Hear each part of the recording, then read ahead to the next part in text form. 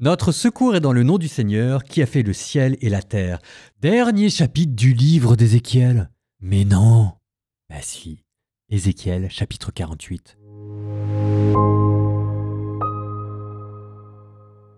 Voici les noms des tribus et leurs territoires.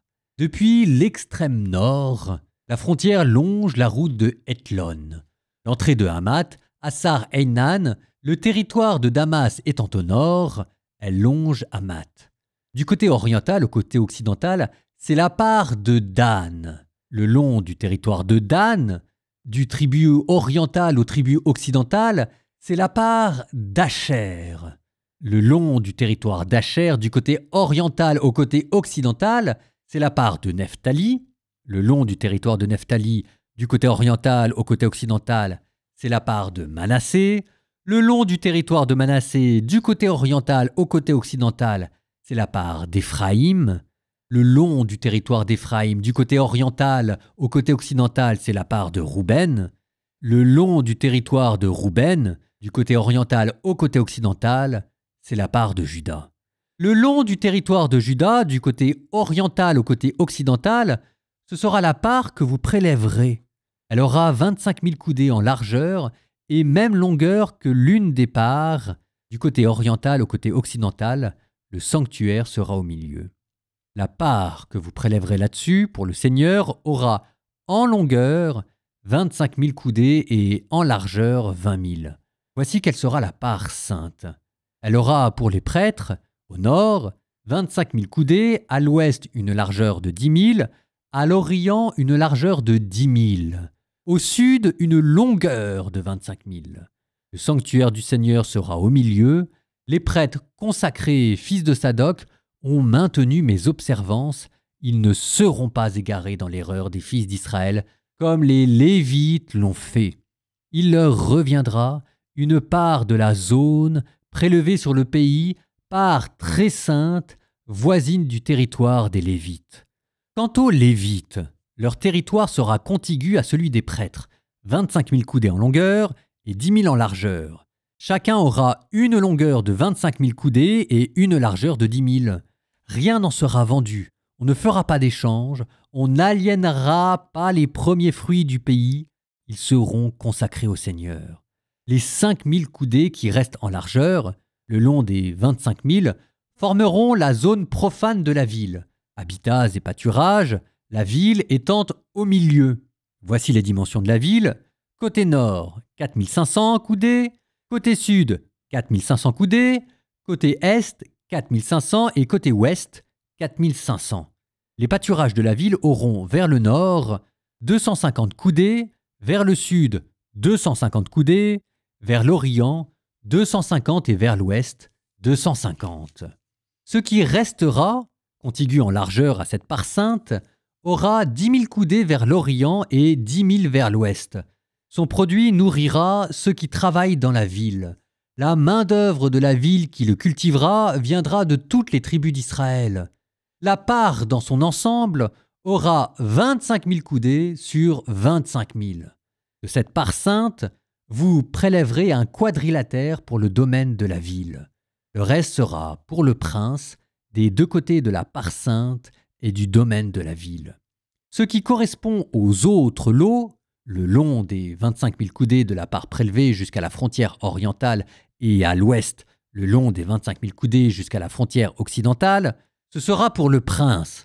Il y aura donc au centre la part sainte avec le sanctuaire de la maison, hormis le domaine des Lévites et le domaine de la ville, situé au milieu de ce qui est au prince, tout l'espace compris entre la frontière de Juda et la frontière de Benjamin sera au prince. Le reste des tribus. Du côté oriental au côté occidental, c'est la part de Benjamin.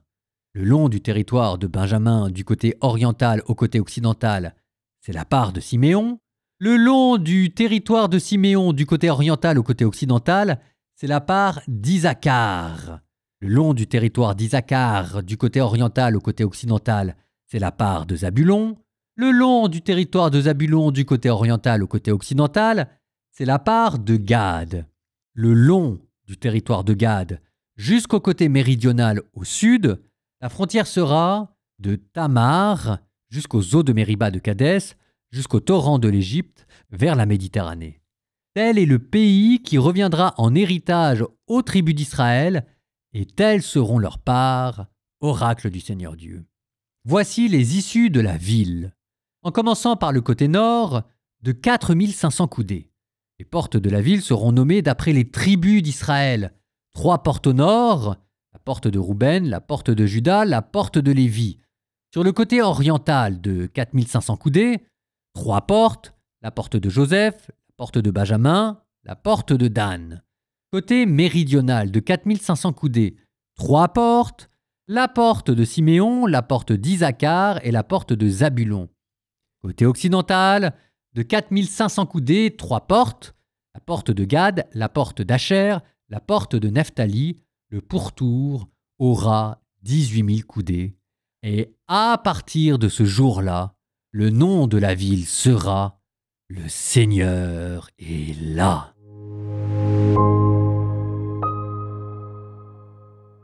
Et ainsi s'achève la description de la terre promise. Au centre de cette terre, il y avait une montagne avec un temple, et au centre de ce temple, un fleuve, et au centre de ce fleuve, comme à sa source, la gloire de Dieu, la vie divine qui, par son trop-plein de générosité, s'épanche et en s'épanchant bénit le monde. Ce fleuve est parti irriguer tout le pays et le rendre fertile. Et Ézéchiel, qui ne s'est plus caché de joie, il est reparti et il vous a donné toutes ces listes de généalogies sans fin qui caractérisent le génie juif. Parce que des généalogies sans fin, c'est pas comme si on n'en avait jamais vu, ni dans le livre des Nombres, ni dans l'Exode, ni dans le Lévitique. On est reparti pour une description sous forme symbolique de l'espace à coups de chiffres sacrés. Il y aura eu le chiffre 12, la plénitude, les 12 tribus d'Israël. Il y aura eu le chiffre de 25 000, 5 le livre de la loi, au carré fois 1000, chiffre de la plénitude. Ah, il est content, Ézéchiel. Il a enfin pu, tout au long de ses chapitres, donner libre cours à son imagination. Il nous a parlé du missel, il nous a parlé du culte, il nous a parlé de tous ces temples. Et mon Dieu, qu'est-ce qu'il y a trouvé? Manifestement du plaisir. Un plaisir qui nous échappe peut-être, mais il ne faut pas oublier que Ézéchiel est un prêtre et un Israélite. Et un Israélite, on l'a vu dans l'Ancien Testament. On a vu ce que ça voulait dire en termes d'amour de la généalogie, d'amour du détail. Parce que quand il avait été question de construire le temple dans le livre de l'Exode, on en avait eu des chapitres et des chapitres et des chapitres. Et Ézéchiel, qui est un prêtre, ça c'est ce qu'on vous disait dans le chapitre 1, il aime ça. Et que là, le prêtre qu'il est en train d'écrire le missel parfait dont il rêve. D'ailleurs, tiens, ça vaut peut-être le coup de le dire, parce que le grand drame de tous ces chapitres, c'est que ça marche pas très bien avec ce que l'Exode disait du culte et du temple. Il y a beaucoup de détails différents. Par exemple, la mer de bronze a disparu du temple d'Ézéchiel. Elle n'est tout simplement plus là. La mer de bronze, pour rappel, c'était une immense cuve remplie d'eau qui était fixe, qui était portée par 12 taureaux en bronze qui représentaient les 12 tribus d'Israël et qui servaient à faire des ablutions avant d'offrir des sacrifices. Ah oui, mais là, c'est que cette mer de bronze a été remplacée par notre fleuve dont nous parlions l'épisode d'avant. On est passé d'une eau stagnante à un torrent jaillissant, on est passé d'une purification rituelle à une purification par l'intérieur, par l'esprit, et avant c'était seulement les prêtres qui étaient purifiés, maintenant c'est le monde entier. Donc on a gagné au change. Mais les rabbins, eux, ils voyaient pas tout ça, et on ne peut pas leur en vouloir, et ils étaient en panique en voyant les différences qu'il y avait dans le livre de l'Exode et ce qu'il y avait dans l'Ézéchiel. Alors on raconte que pour essayer d'harmoniser tout ça, parce que Ézéchiel a été à 2 doigts de se retrouver rejeté hors du canon biblique, tellement il y avait de différences, parce que là je vous ai parlé de la mer de bronze, mais j'aurais pu vous parler du calendrier liturgique, j'aurais pu vous parler des sacrifices, énormément de différences. Et donc on s'est dit, on le garde ou on le garde pas? Et donc on raconte qu'il y avait un vieux sage juif qui s'était enfermé dans sa chambre avec des jarres et des jarres d'huile pour pouvoir nourrir ses lampes à huile et qui, nuit après nuit, avait essayé d'harmoniser tous ces textes bibliques et qui y était plus ou moins arrivé, d'ailleurs un peu moins que plus, mais en tout cas suffisamment pour arriver à sauver Ézéchiel qu'il reste dans la Bible avec un caveat seulement. On aurait le droit d'étudier Ézéchiel seulement à partir de 30 ans.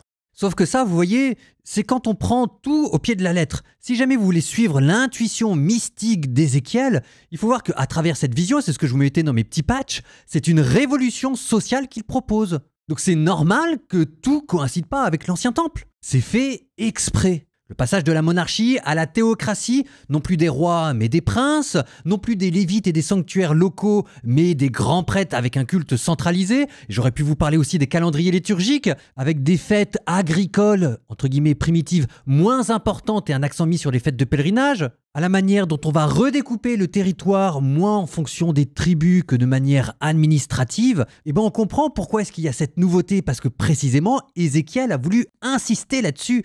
Et que ces abstractions mathématiques avec cet ange qui mesure au cordeau, ça veut simplement dire que ce qu'on va refonder, ça vient du ciel et ça vient pas de l'ancienne monarchie qui a failli. Quand le peuple juif va revenir d'exil, ils vont pas refonder ce qu'il y avait eu avant. On va essayer d'être fidèle à l'héritage, oui, mais dans ce qu'il avait de beau, on va pas essayer de reproduire les erreurs. Et cette grande erreur, c'était la monarchie qui n'a pas fonctionné. Malgré, c'est là où ça devient compliqué, malgré toutes les promesses de restauration davidique, et là il faudra voir ce qu'on en fait, mais on va passer d'une monarchie à une théocratie, et c'est ça ce que cette nouvelle vision, qui en fait est une vision politique, est en train de prophétiser. Cette théocratie avec au centre du territoire et au centre de l'organisation politique, le temple, le culte, le grand prêtre, c'est ce que Dieu veut. Alors pour nous, chrétiens, qui nous faisons une autre image du culte et du sacrifice parfait, ça pose pas trop de difficultés parce qu'on comprend que derrière ce fantasme de chiffres parfaits, il ne s'agit pas d'un manuel de construction à prendre au sens littéral, mais il s'agit plutôt d'une idée, d'un projet, d'une sorte de perfection à peine entrevue et qu'on décrit tant bien que mal à l'aide d'une sorte de mysticisme des nombres. Mais ça vous montre à quel point Ézéchiel a pu déranger. Et de fait, quand même, j'espère tout au long de ce livre vous avoir montré à quel point c'était un auteur qui était dérangeant. Alors maintenant, c'est quoi la suite? C'est quoi ce qu'il va y avoir après Ézéchiel et après Isaïe qu'on va terminer aussi aujourd'hui? Laissez-moi vous dire, la Bible n'a pas encore révélé tous ses secrets, le meilleur est à venir. Proverbe 14, 31-35. Qui exploite le faible insulte Dieu qui l'a fait. Qui a pitié du misérable l'honore. Le méchant est terrassé par sa malice. Dans la mort même, le juste garde confiance. Dans un cœur intelligent repose la sagesse. Au milieu des insensés, elle se fera connaître. La justice grandit une nation. Le péché est la honte des peuples. Le Seigneur avisé à la faveur du roi. L'effronté n'a droit qu'à sa fureur.